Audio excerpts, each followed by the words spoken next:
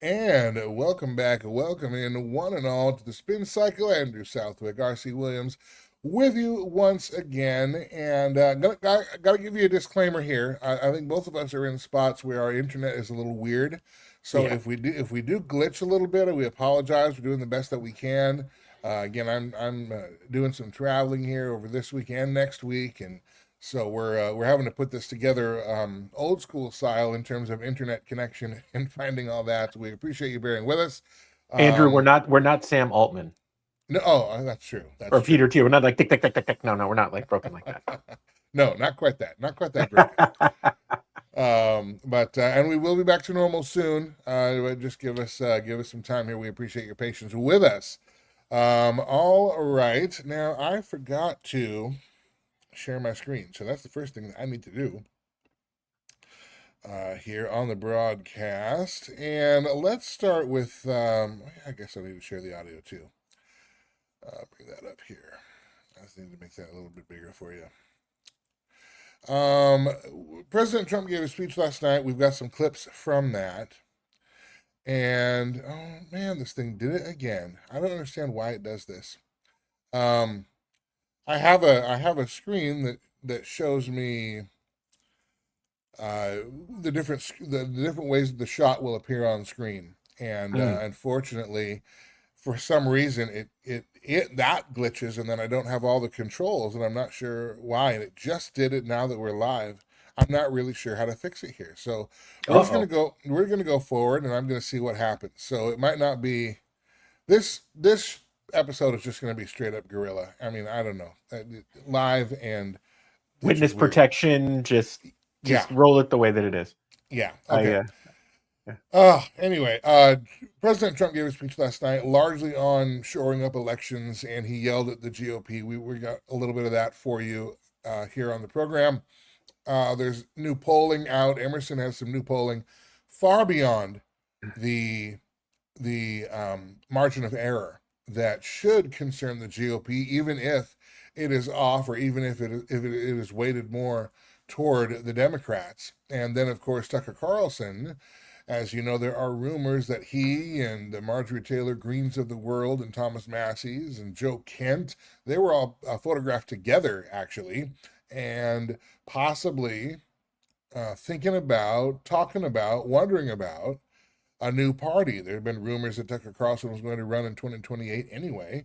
Would it be a Tucker Carlson on the top of the ticket, or would that be a new party and then finding a candidate? Would be hard pressed to find a candidate with more name ID, and that's a big Mm. deal if they're going to go after a federal election. Be that as it were, let's start. Let's start with the poll. I think let's start with the poll because that will take us into Tucker Carlson. But we have his 10 point plan, so we'll look at that Mm. um, today as well. But let me see, where are my bookmarks here? I gotta make this. So Andrew, while you're doing that, Yeah. Tucker did his announcement live on tuckercarlson.com last night, and I'm sure it was of interest to many people that when you got there and you wanted to watch this thing, it would have cost you $9 a month to sign up. On the flip side, I think someone did figure that out, and they made his entire 90-plus minute run through available on socials and everything like that shortly after. To me, it is interesting. Once again, the Watchman Brief, Spin Cycle, Culture Crossroads are publications all way ahead of the curve, talking about the fact that you get to a point, whether you believe legitimately that there needs to be another option, or you're in the camp where you believe this is some type of psyop by China or Russia or somebody else to try and divide the population of the United States. It is interesting to hear it see and come from someone or someones who actually have the resources to potentially get something like this done. From our show yesterday, you also wonder if this is a head fake to get people leaning in, and then maybe it's not a national seat in 2028, but it's something more winnable that this group comes together to try to capture to kind of make their statement. Mm-hmm. Hard to tell, but I think it was interesting that Tucker Carlson, whether you like him or dislike him, took 90 minutes to actually walk people through. And again, whether you like or dislike him, what I think is interesting here that people need to figure out, and I think this ties into the polling a little bit, Andrew, is that Tucker will speak and act in a way that the average person can follow, right? He's going to say the simple things that people say, that makes total sense to me. Yeah, why aren't we doing that? I think this is some of the underestimation that we talk about with the GOP that they're legitimately doing. Like they're missing the bus. We've talked about this in prior shows. Here in Florida, a lot of people missed the James Fishback effect. Now, whether he wins or loses, I don't know that he makes it out of the primary. That said, his ability to galvanize large blocks of young people is something that the traditional GOP rhino class, or here in the state of Florida, the RPOF, completely whiffed on. They've completely underestimated it. They think these people are just going to show up. What they don't realize is that they're going to feel the impact of that move for many election cycles to come. And you're going to see a fracturing here, much like you're seeing at the national level. And I almost called you Trent. Wrong show. RC. Uh, yeah, I Love you, Trent.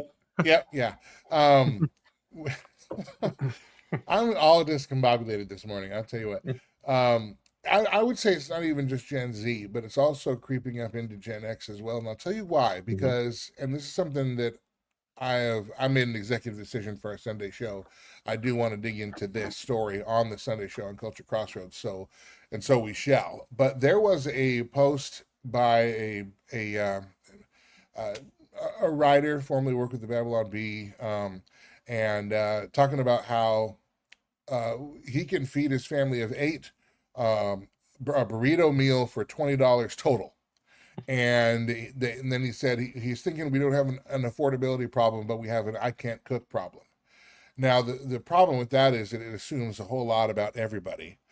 But also, I call BS on that because unless you're having like about a teaspoon of hamburger and the world's smallest tortilla, I doubt it's coming in at under $20.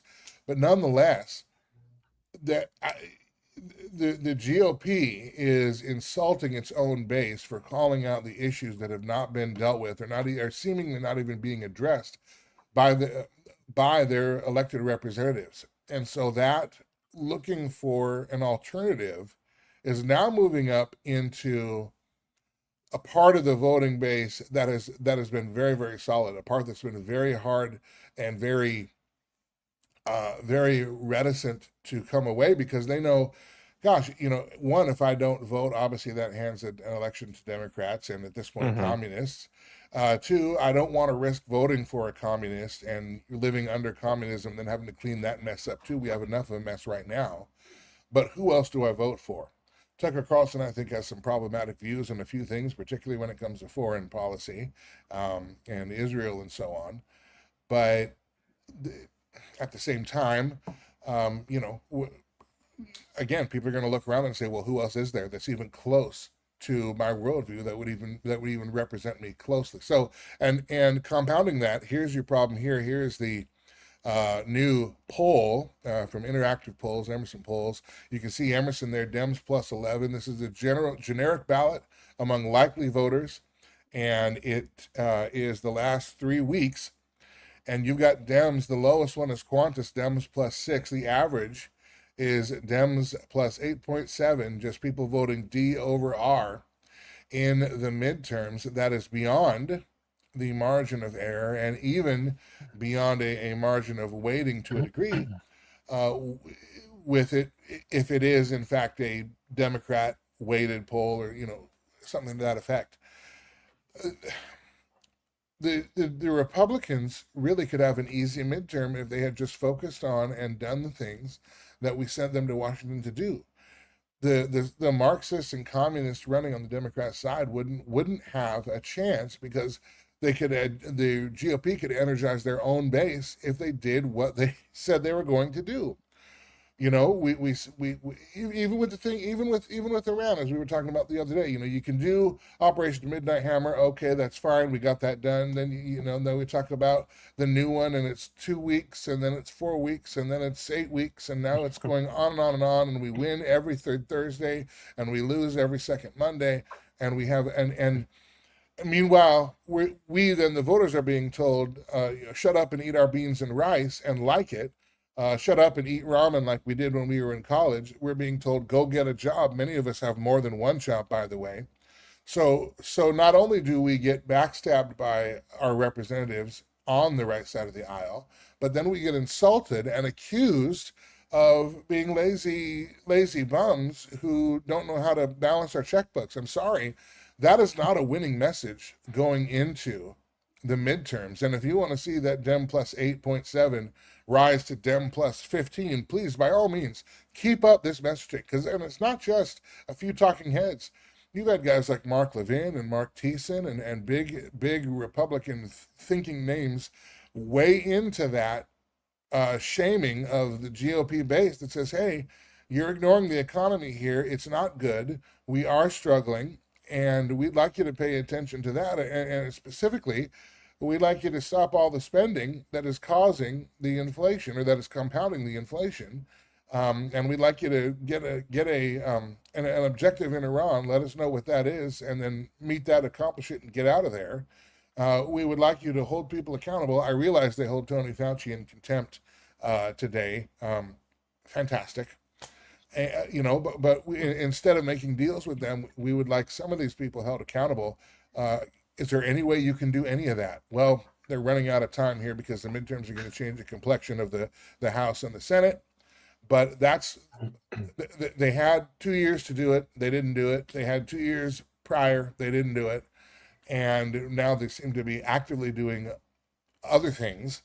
And then at the same time telling us, again, sit down, shut up, eat beans and rice, eat ramen. That's all you need. That's the. And then Trump is out there saying that Shell and Exxon are making too much money. That's what Democrats say. What has happened? Oh my goodness. I just, Andrew, there was so much truth firing off there. I just had to chuckle to myself. I'm like, wow. Think about this realistically, right? And you know me, I'm a boxing fan, so I use the boxing analogies. Apollo Creed in Rocky 2 said that Rocky was going down in the second round. Now, one of two things happened here. We know what happened in the movie, but realistically, if you're in the ring with a guy who is undermatched and you're going to knock him out in the second round, you're probably a good bet. You should probably knock him out in the second round. And I think in large part, this goes back to the same arrogance that we saw in Apollo's character. Is that he's like, I got this done. I got it done. I'm a little more serious than last time, but I'm still going to knock this bum out. It feels to me like the GOP and many around him just have this level of arrogance that goes back, Andrew, to when the GOP and the RNC changed the party position on abortion in the summer of 2024. And the very godly lady that was at the door knocking saying, why did you guys do this? You can't do this. That's not who we are. And the guy looked at her and said, well, where are you going to go?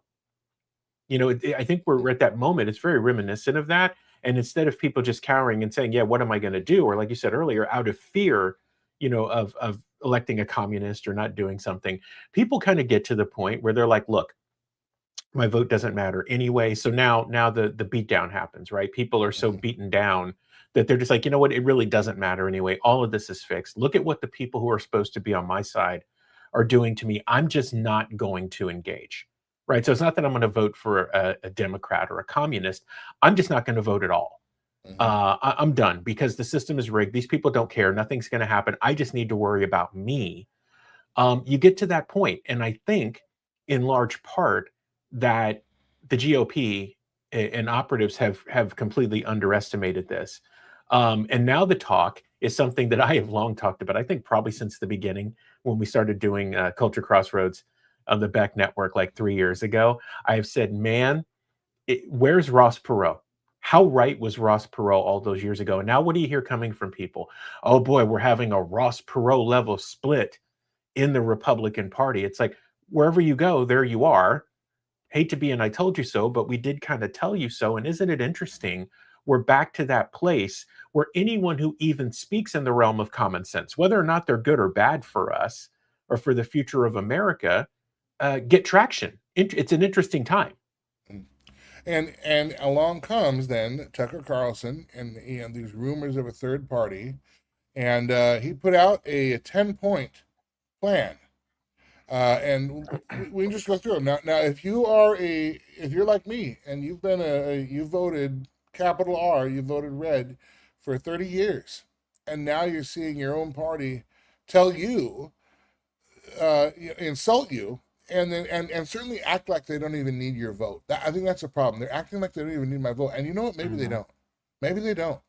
Maybe I and others like me, others like you, are no longer the constituents that they care about. You remember, even President Trump even said, when he went after pro-life voters and accused them of not showing up in the 22 midterms, and that's why the red wave didn't happen. He's been Yeah. on record saying that we don't really need their votes anyway. It's just a small percentage of the Republican vote. We don't need their vote anyway. Maybe they don't need mine now either. And so he's going to get his wish granted. And then Tucker Carlson's going to come along and put out a 10-point plan that says this: number one, fair. The same rules should apply to presidents, federal agents, and elites, such as Jeffrey Epstein, whose impunity Carlson casts as emblematic of the Epstein class, enriching himself. Then he says, sovereign. Of course, this is Carlson's claim that Israel pushed the U.S. into the Iran war. I'm not sure. I'm not sure I buy all of that kind of. We're Netanyahu's puppet. I don't think so. Um, but nonetheless, we are certainly mired over there. Productive, we should rebuild farming, manufacturing, and craftsmanship while rejecting an economy dominated by finance, real estate speculation, surveillance system, and weapons. That's going to play right now. Hmm. Beautiful. Carlson did say that urban planners have deliberately uglified American cities. Okay, I mean, you know, great.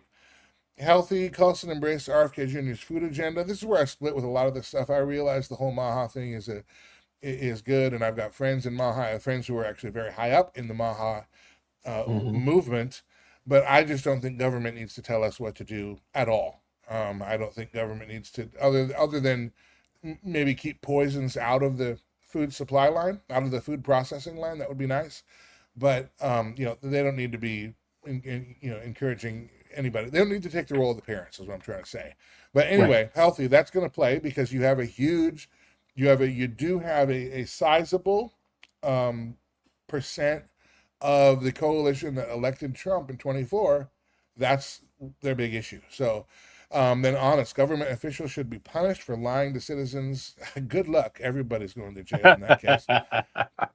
Um, and classified records, including JFK and 9/11, should be opened. I will believe that when I see it. I don't care who says it. Optimistic, Carlson believes that having children is a biological imperative and the foundation of long-term thinking, while blaming aging and childless elites for policies that disregard future generations. Yeah, the attack on the family, the attack on children, the perception that children are a burden, that they hold you back, that they keep you from being authentically you, particularly in the feminist movement. Yeah, that has certainly created policies that are disregarding the future. Wise schools should teach how the world actually works, unchanging facts about human nature. Okay, if we're gonna have public school, let's get the whole 1619 nonsense out of here, and let's just talk about this happened, and you can draw your own conclusion as to whether you think that was good or bad. Decent. We should apologize and pay restitution for killing non-combatants. Reverse Trump's Department of War rebrand and stop funding allies that commit what Carlson calls genocide, citing Israel. Again, I part with him here. United. Halt immigration efforts until the effects of AI become clearer.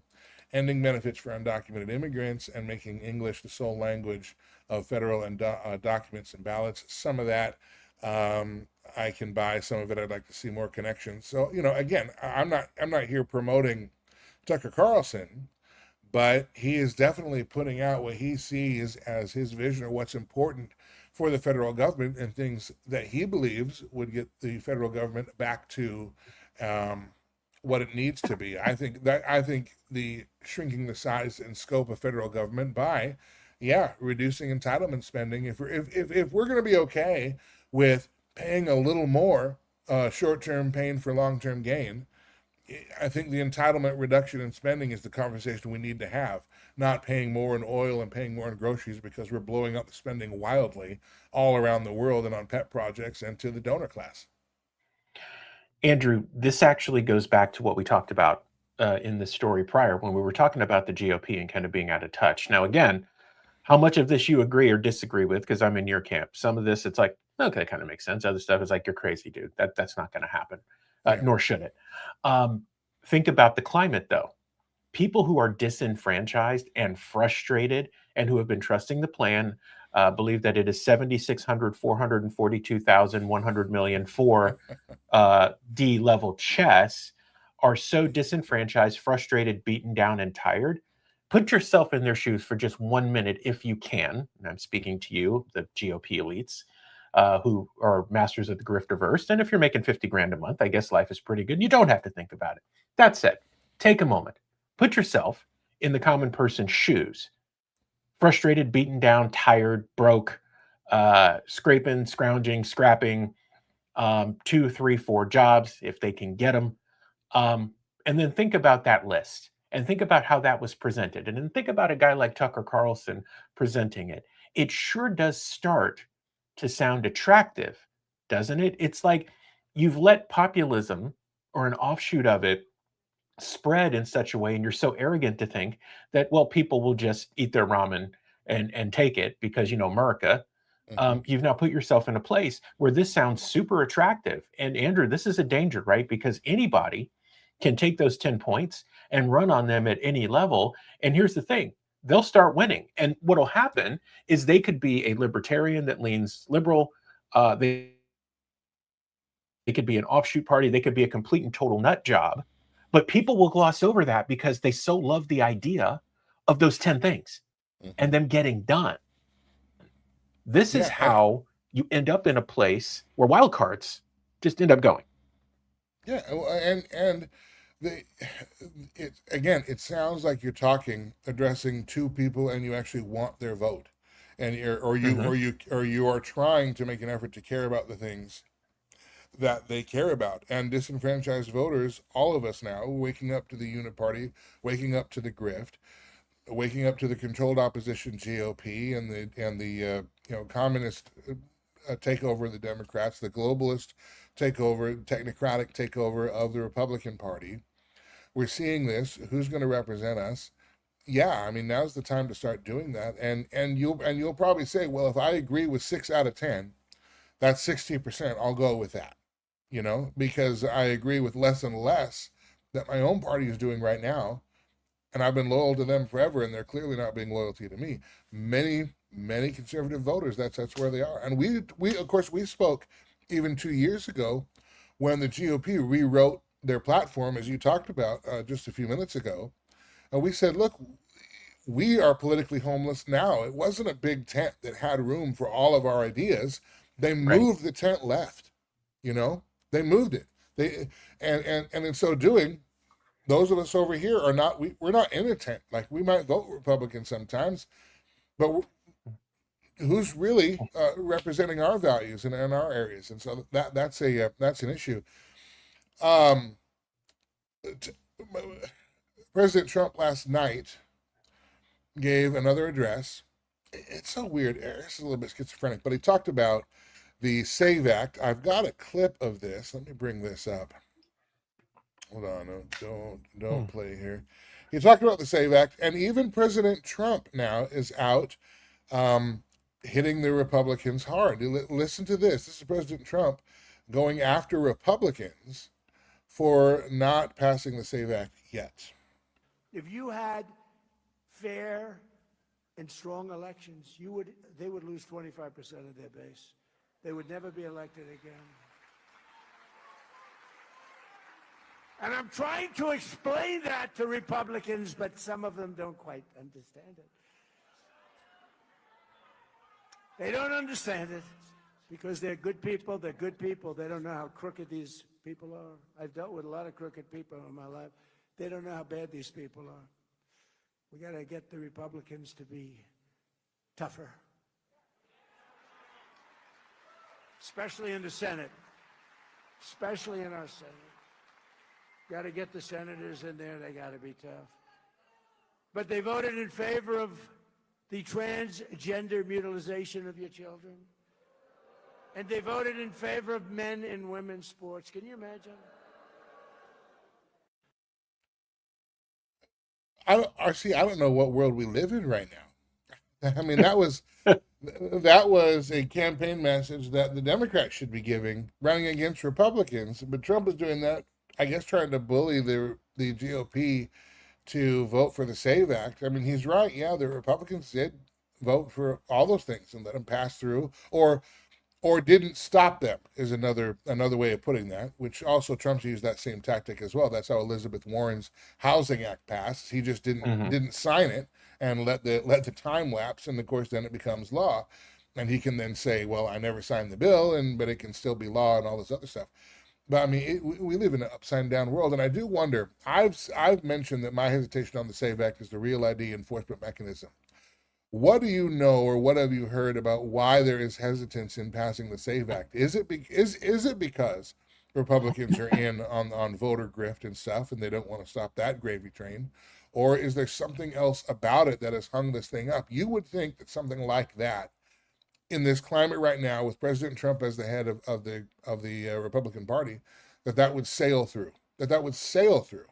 Yeah. But there's holdouts, and last I checked, Thomas Massey and Marjorie Taylor Greene are gone, or well, I mean, Massey's still there, but they're not of consequence anymore in terms of getting in the way of the Trump agenda, because nobody's going to pay attention to him. Marjorie Taylor Greene's out, and Thomas Massey's on his last month. So, what is wrong with the SAVE Act that the GOP haven't passed it yet, and they keep trying to add it to other bills that keeps getting taken out, to the point now where Trump is out here actively saying, hey, the GOP is weak. The GOP is voting for all the things you don't want. They need to toughen up, and they need to vote for the SAVE Act. Interesting times indeed that we live in. I think a part of this, I think there is a small sliver, Andrew, that know that the Real ID thing is a problem. And that may be part of the reason that they're holding out.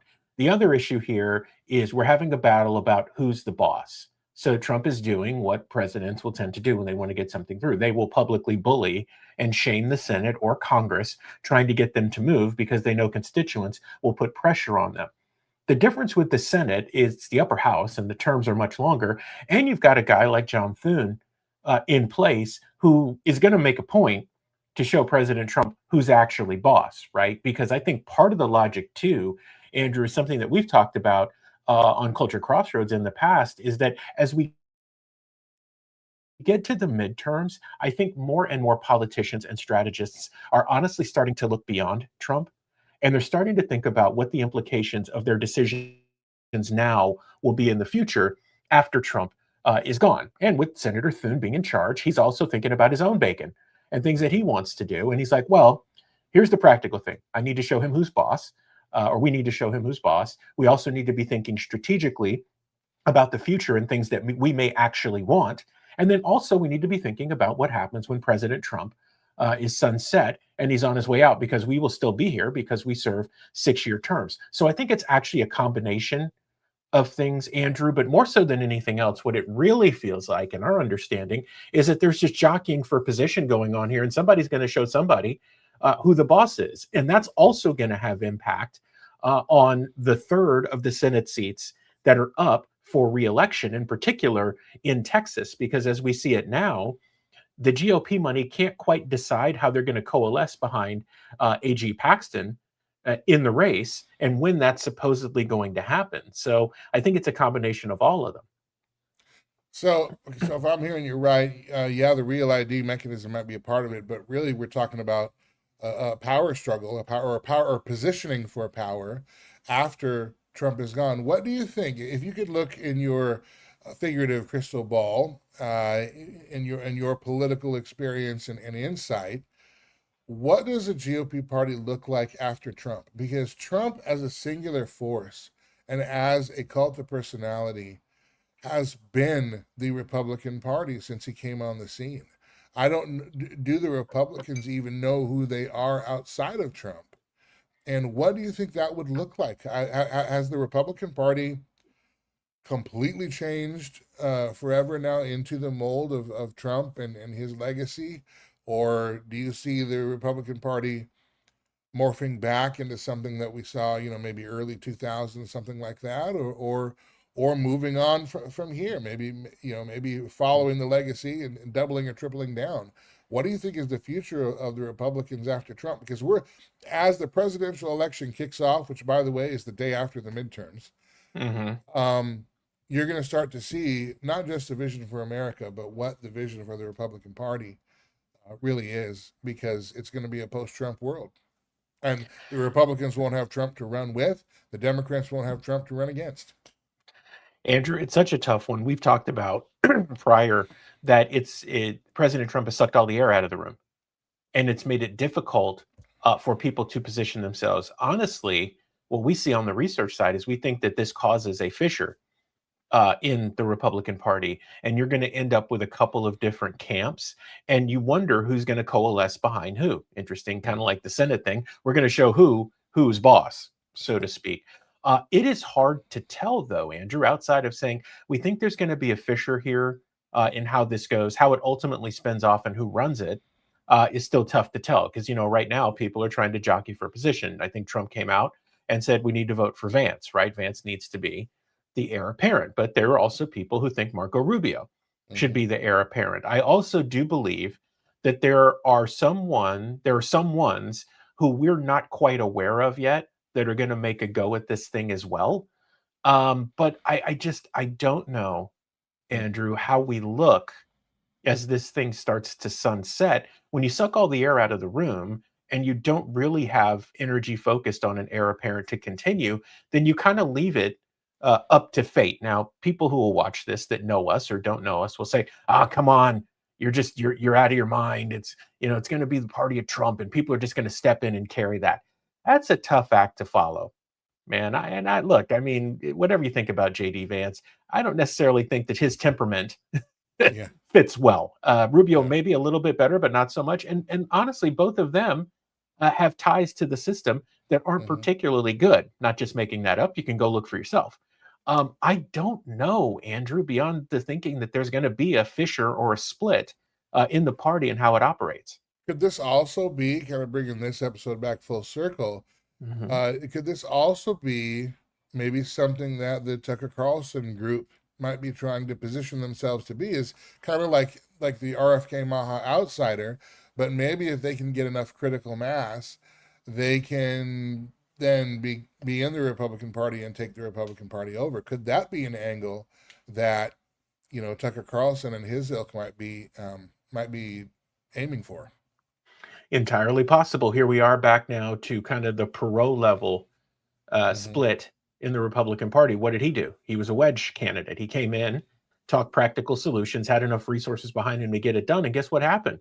He started polling, and that became a legitimate option. I still contend to this day, if Perot would have stayed in the race, even with his quirks, he probably would have been able to win in 1992, because people were just at that point where they wanted some common sense solutions from someone who sounded like they had common sense and could actually get the job done. Yeah, and Clinton only won because of the plurality. I think he was still under 50%. So yeah, if Perot had lasted a little longer, he probably could have finished off George H.W. Bush and likely would have matched up well against Bill Clinton. Even though, again, when we look back at this context right now, and we look back at the Clinton presidency, we say, those were the good old days. Because he was legitimately the last president to shrink. Boy, that's sad. Isn't that weird? Bill Clinton was the last president to shrink government. Bill Clinton was the last president to have a balanced budget. I mean, it just, I don't know. It is Bizarro world. Jeez. There is Bizarro Jerry and Bizarro Kramer and Bizarro Elaine and Bizarro George running around, and that's what we're seeing. Superman is a bad guy now. Richard Pryor is doing something, and it's a crazy world. All right, we are over budget and out of time. So RC, again, land the plane here. Tell us about all the spots and stuff. Yeah, so you guys see scrolling along the bottom of the screen, you can catch up with us on YouTube, Culture Crossroads 316, and also at Watchman Action. Now, for all things Watchman Action, start at watchmanaction.org. You can watch episodes of the show there. All of our social media handles are Watchman Action. We are also on the Beck Cable Network in North Dakota. The Watchman Action Network is on channel 40, and you can catch the Spin Cycle weeknights at 9:30 Eastern. You'll get today's show in case you missed any part of it. You can watch it tonight on the Watchman Action Network, 9:30 p.m. Eastern Time each and every weeknight, along with other episodes of The Spin Cycle, The Culture Crossroads, The Watchman Brief, all of our special reports and interviews. Everything is there. Just go to watchmanaction.org. That's your jumping off point for everything else. And for R.C. Williams, I'm Andrew Southwick. Thank you for hanging out with us for a few minutes or for the whole time. This has been The Spin Cycle. We will see you next time.